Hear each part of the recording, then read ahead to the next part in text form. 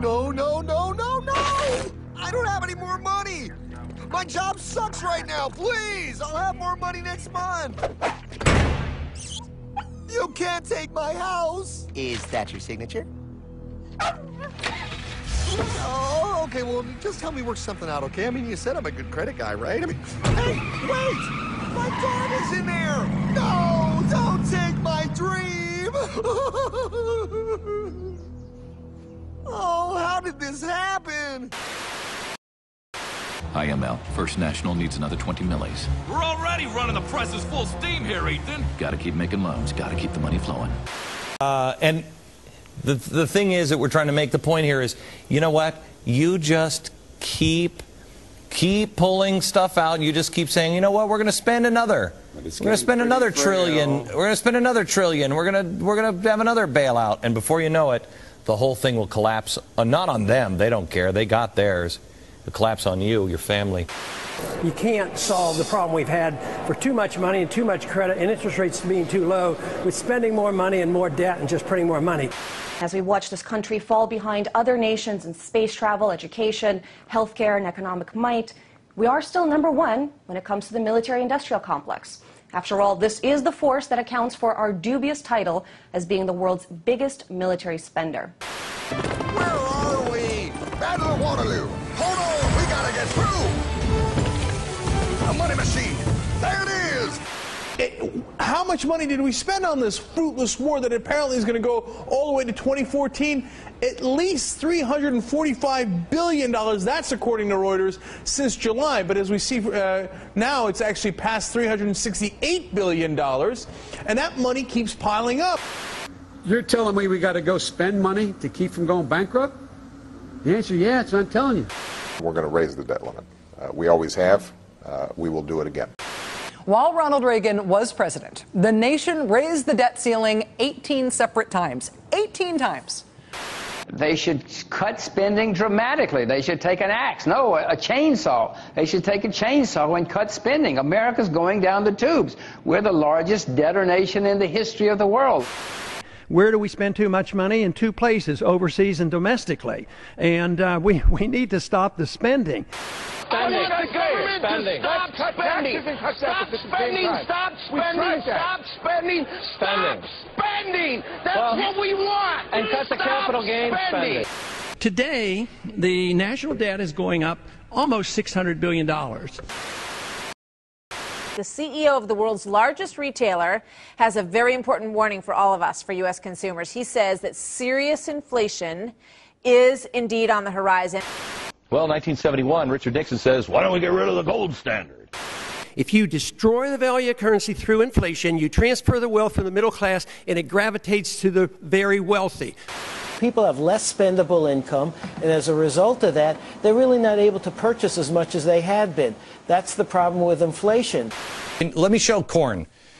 They go up and down all the time. Show the commodity index for corn and what has happened here. Yeah. Look at this. Look at this. That is gigantic. Some are pointing to the U.S. dollar as the reason why we're seeing potentially higher gas prices. Why is that? That's right, the declining dollar, Jenna, and nobody may know that better than the man who's tapping the spigot of oil from the Middle East, the head of OPEC. Says the higher prices are not because of increased demand, but rather because of the weak dollar. He says other commodities like gold, silver, and copper are also hitting record highs as the dollar continues to lose value. Here's where we were in September last year. But then the Treasury decided we need to start printing more money. This hockey stick should take your breath away. This is devaluing our money.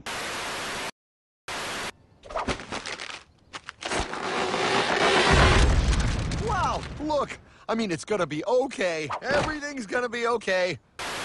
Economic system is collapsing from printing all of this digital money that's not worth the paper it's not printed on. We'll never print too much, really. We're good for it. I mean, look at our record here. We don't do that. You bailed out a lot of people from the IMF. you know, you have the capability of buying up some debt and doing all this kind of thing. We can't even audit you to find out what you do. So you can do anything you want. You can create as much money as you want. After months of pressing, an extra $430 billion in pledges is secured for the International Monetary Fund. Where would the money come from? It would come. It's a loan, but it would come from the U.S. Eventually, government. we would create out of thin air. President Obama on Monday proposed a $100 billion U.S. loan to the International Monetary Fund. The euro is living on borrowed time, it's living on borrowed money, and this second Greek bailout just prolongs the agony. If you take a closer look to most Western countries, they are all failing, they are all over debt, and it's not getting better if the IMF says such things. So at the end of the day, we are all falling together. For most traders, it's not about, we don't really care that much how they're going to fix the economy, how they're going to fix the whole situation. Our job is to make money from it. We don't want the IMF in here. The IMF created the situation, and they're in for money, and they don't care about the future. These guys don't want to lose money.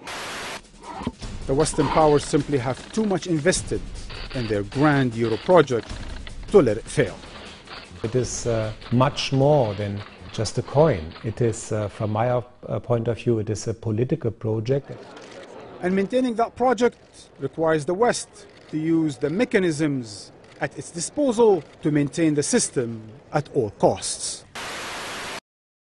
If the American people ever allow private banks to control the issue of their money, first by inflation and then by deflation, the banks and corporations that will grow up around them will deprive the people of their property until their children will wake up homeless on the very continent their fathers conquered.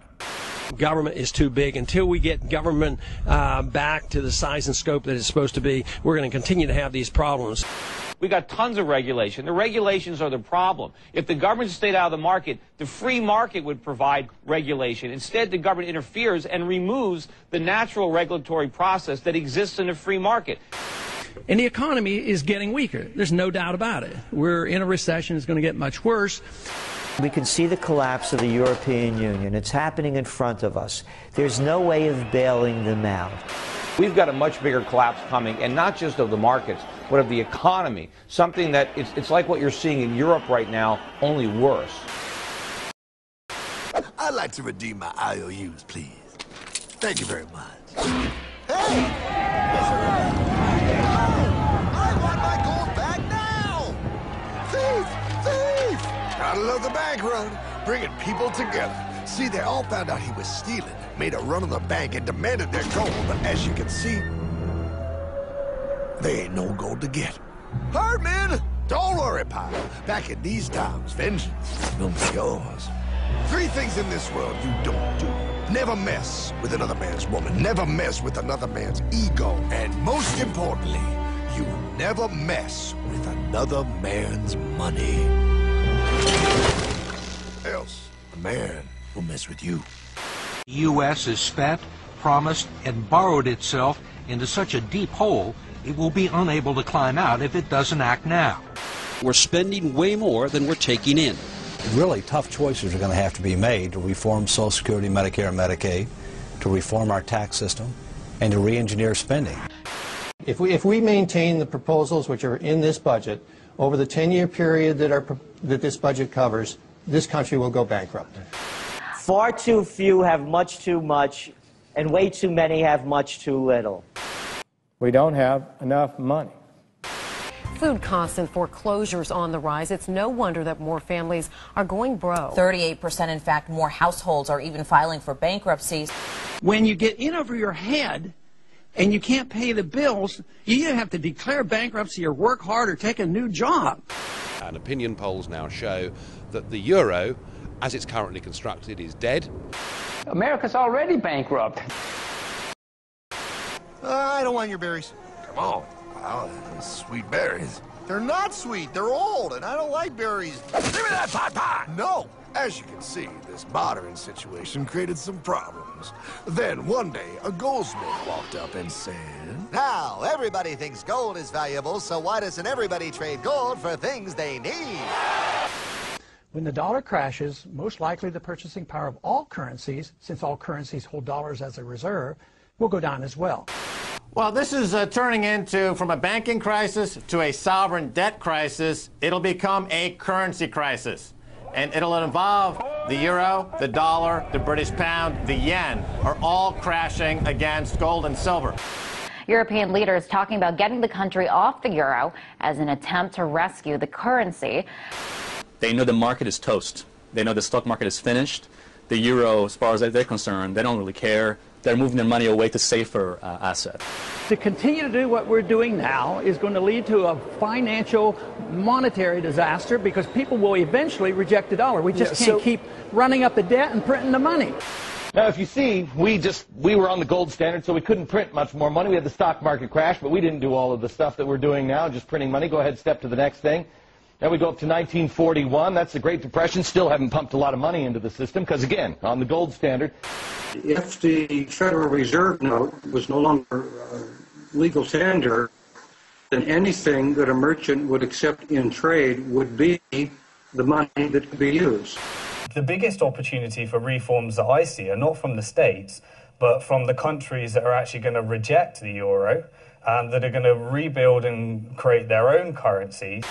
Central banks start to abandon the U.S. dollar. There's mounting evidence that central banks have little faith in the greenback these days. Hundreds of communities that are beginning to print their own local currency. Congressman Ron Paul has introduced an act to legalize competing currencies like gold and silver to circulate next. I did visit 2 communities in the D.C. area that were fed up with the American dollar and had started printing their own local currency instead. The state of Utah is standing up to the Federal Reserve and its war on the dollar. Utah has authorized the use of gold and silver coins as legal tender in that state. All that gold was originally owned by the people. That was the people's gold. This ounce of silver back in 2006 would buy over 4 gallons of gasoline. Today it'll buy almost 11 gallons of gasoline. That's preservation of value, and that's what the market has always said should be money. Having a local currency in our community is another way of being sustainable, of having the money keep circulating, having people be in charge of their own economic system. No, no, no, no, no, no. It is time we stop this evil secret and the men behind it. You're being ridiculous before America is destroyed forever.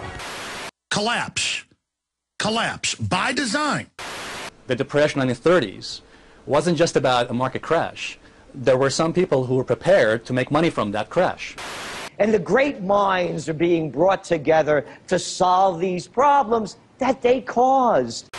Can we blame them like they're the good guys and they're just trying to save us when they're the admitted authors of the catastrophe that is now unfolding? The big lie, Liz, is that we have to save the banks. They don't have to be saved. The banks could fail. We need a contraction, and growth has to become more moderated. We need to turn back. People need national control over their currencies and over their economies. What's happening? Where am I? I believe perhaps you understand now, pal, but you are afraid. Oh, how ironic that the cradle of democracy has been robbed by the bankers and the politicians and the bureaucrats. These are not democracies. I've said this over and over again. For all those little children out there that think they're living in democracies, the merger of state and corporate powers, by definition, is called fascism. And that's all this is. But if the government tries to interfere some more, they're going to recreate the Great Depression, only it's going to be an inflationary depression this time. It's going to be a lot worse. No, yeah, but you're not going to be... If this happens, there's no Walmart. You're not going to Walmart. The savings of millions of people is going to vanish. And this is just the beginning. Billboards up. They are saying have some storable food. This economic crisis is like a cancer. If you just wait and wait thinking this is going to go away, just like a cancer, it's going to grow and it's going to be too late. What I would say to everybody is get prepared. This is not a time right now to wishful thinking the government is going to sort things out. The governments don't rule the world. Goldman Sachs rules the world.